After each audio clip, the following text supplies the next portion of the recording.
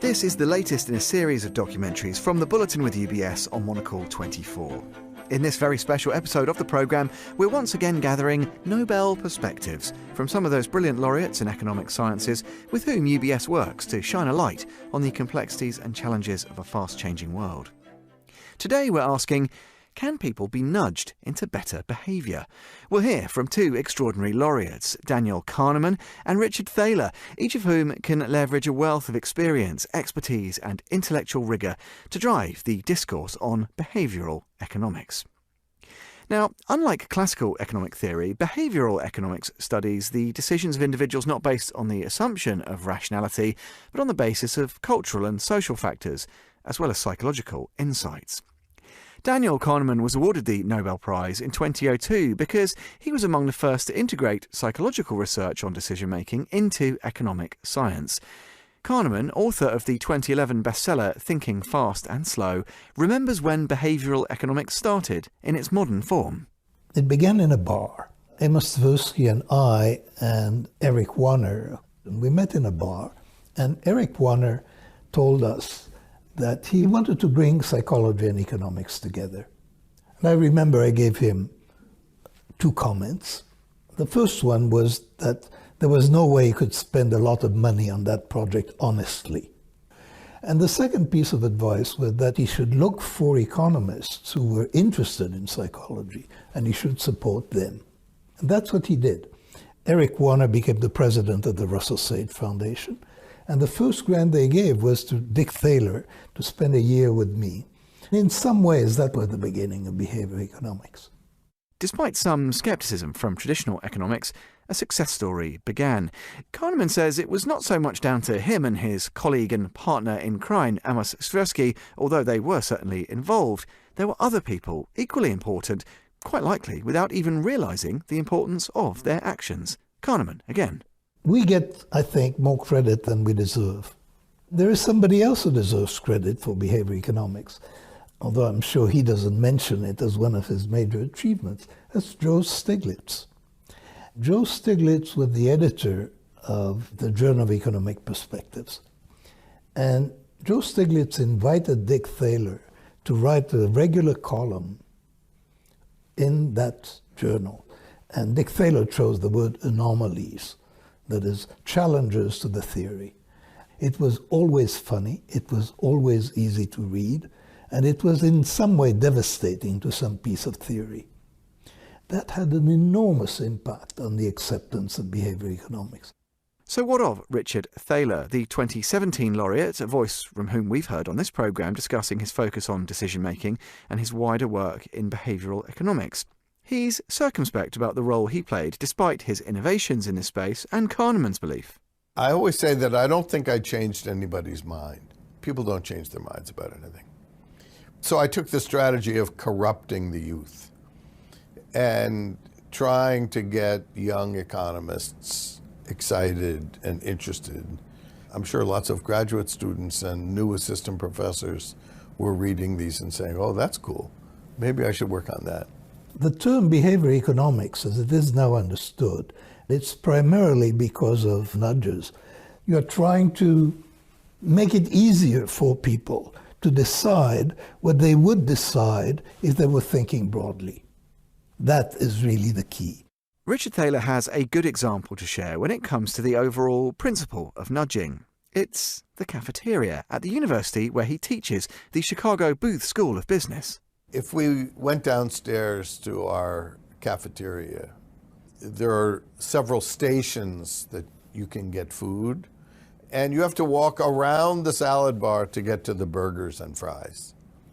This is an example of how something that seemingly isn't very important may influence what people eat, nudge people to eat something healthy. If you discover that that cinnamon roll you were about to buy has 1,000 calories, you might say, oh, well, maybe that banana looks good.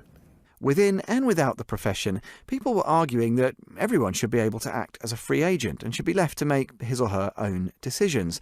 Thaler explains, however, that this is no contradiction to the concept of nudging. There has to be a menu. There has to be a design of that cafeteria. Why not make it a good one? People say we're bossing people around, which we're not. There's always opt-out in the policies we design. The analogy we like is to GPS. I have the world's worst sense of direction. So wandering around in a strange city, I'm doomed. Now think about GPS. The user chooses the destination, and the map helps you get there and allows you to take a detour. If you're driving and you see a nice view, pull over. The GPS never yells at you, right? It's not a backseat driver. So imagine that we can have GPS for life that just made getting where you want to go easier without ever commanding that you must do something. That would be great. Richard Thaler.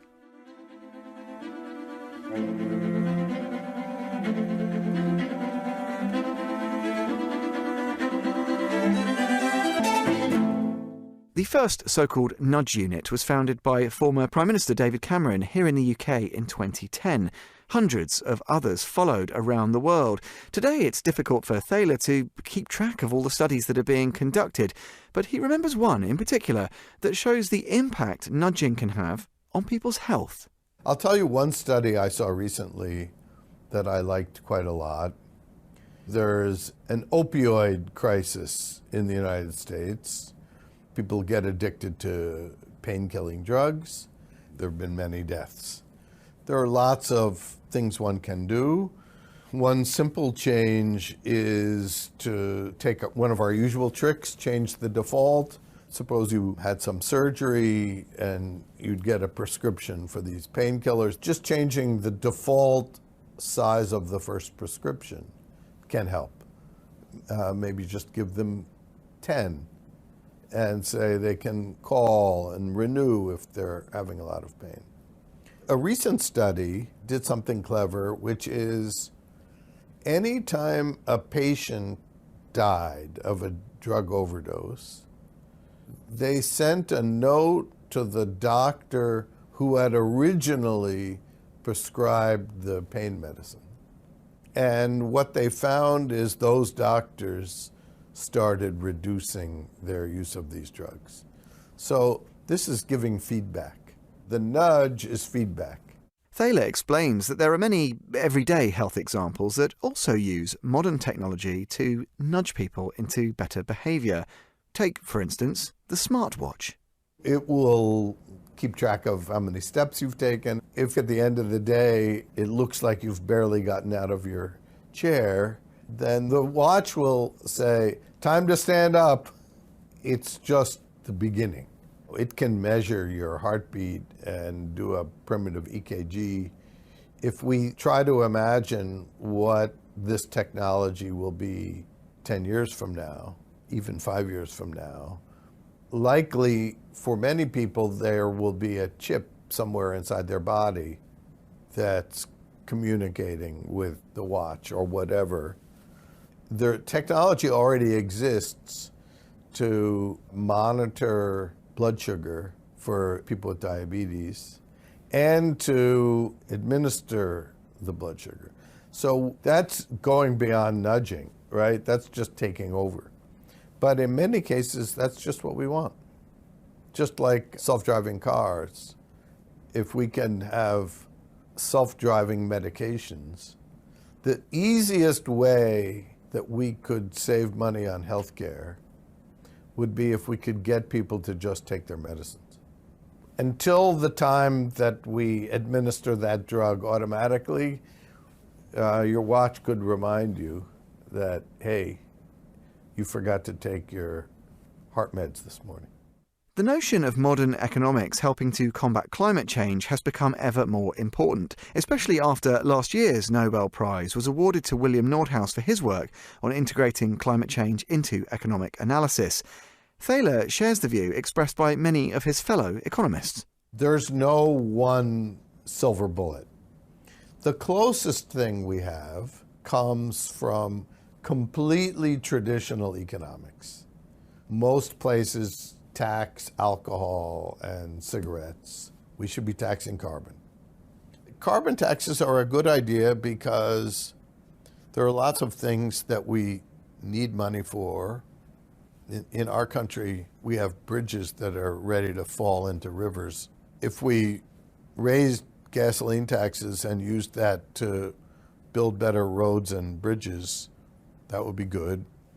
The same is true for congestion taxes. And New York seems now ready to do this. London has been doing it for quite a while. Singapore was the pioneer, and there essentially is no traffic in Singapore. So that's step one. Let's raise the price of using the thing that's causing harm. But there's technology and behavioral enhancements that can work well around the edges. Thaler uses an example that almost anyone could probably relate to, especially on a hot summer day: thermostats. Modern thermostats know when you're there and when you're not, and they reduce utilization. You could imagine a thermostat that on a hot day, when you turn the thermostat down a degree or two, it says, this is going to cost you $10. You know, it's up to you. Go for it. These are all little things, but the only way we're going to deal with climate change is get the price right and then a lot of little things. Thaler uses the endowment effect, which he's described in his work, to further illustrate how to lead people into greener behaviour. The endowment effect refers to the fact that once we have something, we're reluctant to give it up. With the use of proper framing, we could remind people how glorious our planet is, and they'd like to keep it. Look, advertising works. And so the same strategies that firms use to get you to buy their products could be employed to nudge people to keep the planet going a little bit longer. Images of icebergs the size of small countries falling off the Antarctica and Arctic may help. Daniel Kahneman picks up on this point. The assumption of rationality means that you should not intervene in people's lives and in people's decisions. But it's more complicated than that. The whole point of nudges is that people do decide for themselves. You always have choice architecture. There's no way that you can allow people to choose without structuring their choice. People are not opposed to the idea of others helping them structure their choices in their own interest. And that's Daniel Kahneman concluding another special Nobel Perspectives edition of the Bulletin with UBS on Monocle 24. To read more from and about the laureates and to discover how Nobel Perspectives shape the UBS worldview, head to ubs.com/Nobel. Keep an eye and an ear on this programme in the months ahead as we enjoy more access to the brilliant insights of the Nobel laureates. We've more specials and documentaries in store. But if that's too long to wait, dip into a mix of videos and articles at the UBS Nobel Hub. The Bulletin with UBS on Monocle 24.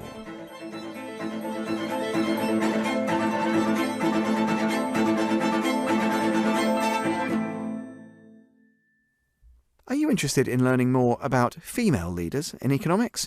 UBS, in partnership with independent non-profit network the Centre for Economic Policy Research, brings you Women in Economics, an expansion of the bank's ongoing Nobel Perspectives programme. We'll be featuring Women in Economics on future editions of this show, but you can find out more right now. Head to ubs.com/WIE.